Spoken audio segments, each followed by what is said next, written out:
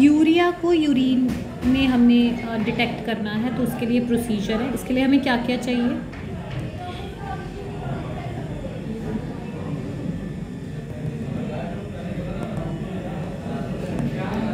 इसके लिए जो हम टेस्ट यूज़ कर रहे हैं, the test will be sodium hypobromide test. Hypobromide test.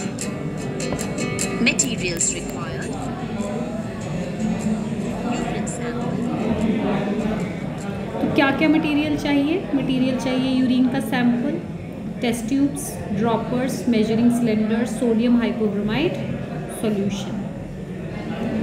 Test tube. Solution. Procedure.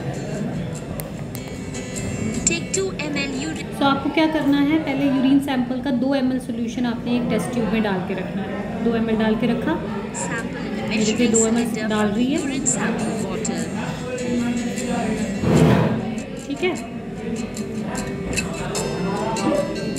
Take a test tube and pour the urine sample into the test tube.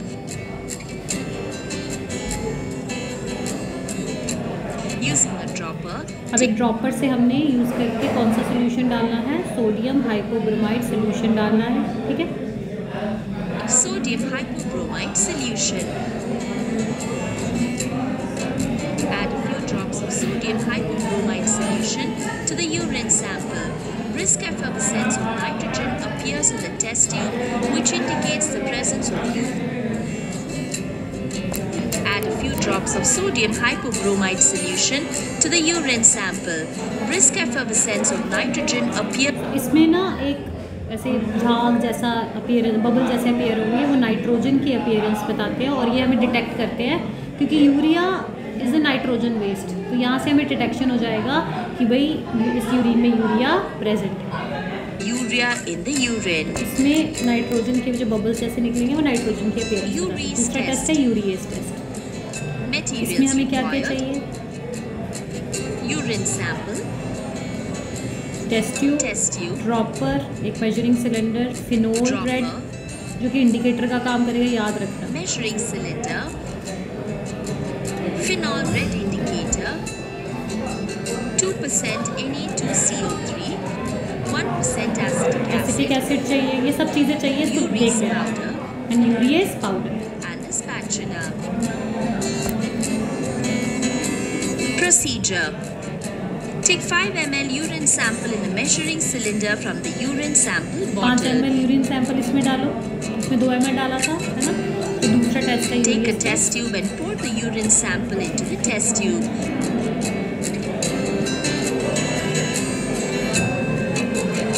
Using a dropper, take some phenol red phenol डालेंगे। red indicator.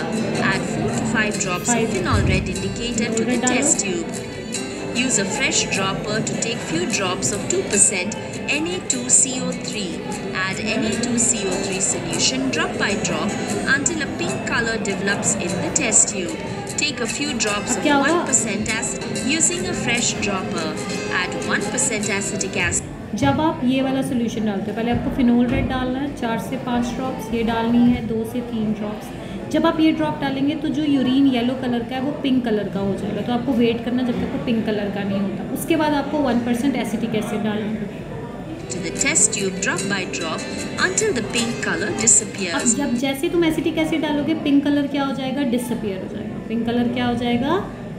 Disappear हो जाएगा।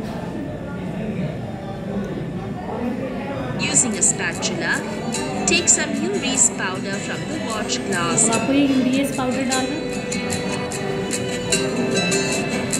Add urease powder to the test tube and shake it well.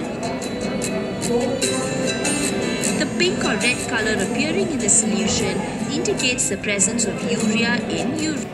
ठीक है। Urease से डालने से pink या red colour आएगा और उसी से हमें पता है, चलता है कि यूरिन में यूरिया प्रेजेंट है। तो 2 टेस्ट किए, एक हमने किया सोडियम हाइपोब्रोमाइड को और सेकंड हमने किया यूरिएज। उसमें हमने क्या क्या यूज़ किया? Red phenol. Second we have used your क्या यूज़ किया? Na2CO3 एंड थर्ड हमने यूज़ किया एसिटिक एसिड और उसके बाद हमने डाला यूरिएज। यहाँ पे हमने जो यूरिएस यूज़ किया उसका क्या पर्पस है, देखो यूरिएस एस आ गया ना, तो it is a kind of enzyme, right. ये एक एंजाइम जो आपको ये डिफ्रेंशिएट करके बताएगा कि किसके पास, देखो यूरिया होगा तो यूरियस यूरिया को तोड़ेगा और हमें एक इंडिकेशन देगा कि भाई हाँ यूरिया प्रेजेंट है। तो यूरियस टेस्ट हम यूज़ करते हैं उनके लिए, यूरिया पॉजिटिव ऑर्गेनिजम्स के लिए फ्रॉम अदर ऑर्गेनिज्म। तो हमारे अंदर यूरिया बनता है, वी आर हम यूरिया रिलीज़ करते हैं। तो यूरियस एंजाइम अगर यूरिन है और उसमें यूरियस डालेंगे तो वो यूरिया को ब्रेक करेगा और ये एक इंडिकेशन देगा कि भाई आपके पास यूरिया प्रेजेंट है। तो यही काम है यूरियस का यहाँ पे। तो ये मैंने आपको पर्पस बता दिया कि कैसे कैसे करना है, आप एक बार इसको देख लो तो आपको ईजी हो जाएगा।